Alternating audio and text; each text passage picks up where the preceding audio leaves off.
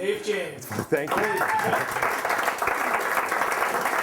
So at least Jim, with your very kind intro, kind of leads into my story by Roll Tide, which is, if you don't know, is the war cry of the University of Alabama. I grew up in Alabama. And when you are a supporter of college football, it is unlike anything else. I think that a lot of you Eagles fans could probably understand, if you take this for example, if you're an Eagles fan living in Dallas, what it would be like for an Alabama fan to live in Pennsylvania.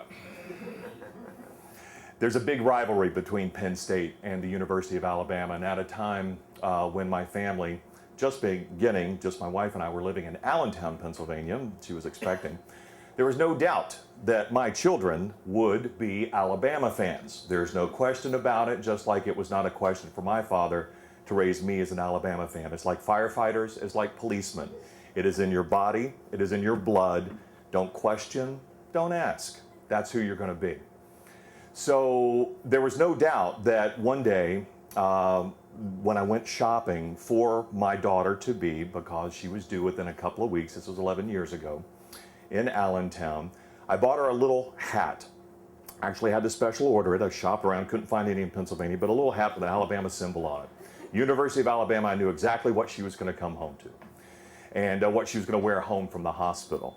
And I still remember that day that I got the phone call. I was working as a morning show disc jockey in Allentown, Pennsylvania at the time.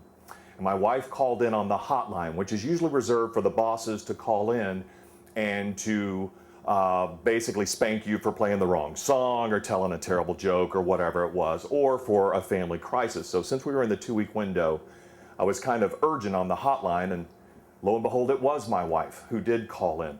And she said, "David, are you ready to be a daddy today?" And I said, "Oh my God."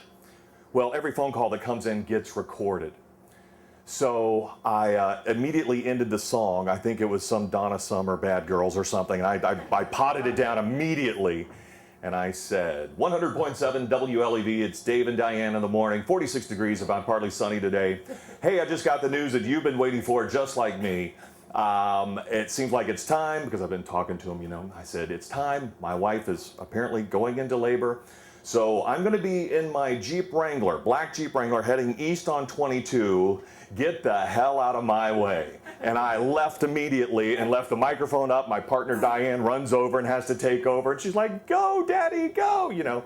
So it was just awesome. So I'm taking off, and sure enough, I jump in my Jeep Wrangler. I hit 22, and I have that thing pedal to the metal. I mean, I was doing 45, 50 miles an hour. It's a Jeep Wrangler after all. So I mean, I'm going as fast as I can to get to the apartment complex and to pick up my wife. Now, I had one job in this whole pregnancy scenario, and I was in charge of keeping time. I was in charge of the contractions. I was not in charge of anything else. I had a little bit of a say in the name that we were going to name my daughter, but I was in charge of contractions. My wife explained to me that she's 6 minutes apart, but because she's in such pain that the doctor wanted to see her. Fortunately, the doctor's office is right next to the hospital, so it's in the same complex. So we actually switched cars into the ever speedy Saturn and load her in, and I drove up onto the sidewalk to pick her up at the apartment complex, loaded her in, and we take off to the doctor's office. As we're going along, I'm counting her contractions, and she's not 6 minutes, she's 3 minutes. She had counted from the beginning of a contraction through the pause and all the way through the end of the next contraction.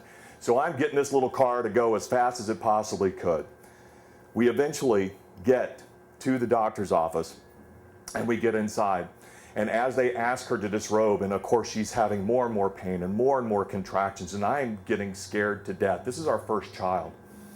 As they ask her to disrobe, I'll spare you, but it was clear and obvious this baby was coming right now. And even when the nurse said, "This cannot happen here," because we're in the doctor's office, not the delivery room, I knew we were in trouble. So we take off. We get her in a wheelchair, and I start pushing her, and they're like, I'm like, "Which way?" And they're like, down this hallway. So we start going through, and I have this amazing kind of karate move where I'm kind of kicking at doors and pushing her at the same time with the wheelchair to kind of bust them open, because those things don't open on their own.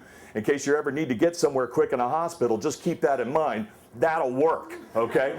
So the doors are flinging open, and finally I look all the way down at the hallway, and I see a woman, and she's a nurse, and she says, come this way, come this way. And when she turns her head, you know, because I had said a little prayer as we're running down the hallway, and I'd said, Lord, you got to help me out on this one. I'm a little scared. I'm a little concerned. I've never done this before. This is my first time to be a dad. And as she turned her head, the nurse, and said, come this way, in her hair is a beret that says, the University of Alabama on it. And I said, roll tide, Jesus, roll tide.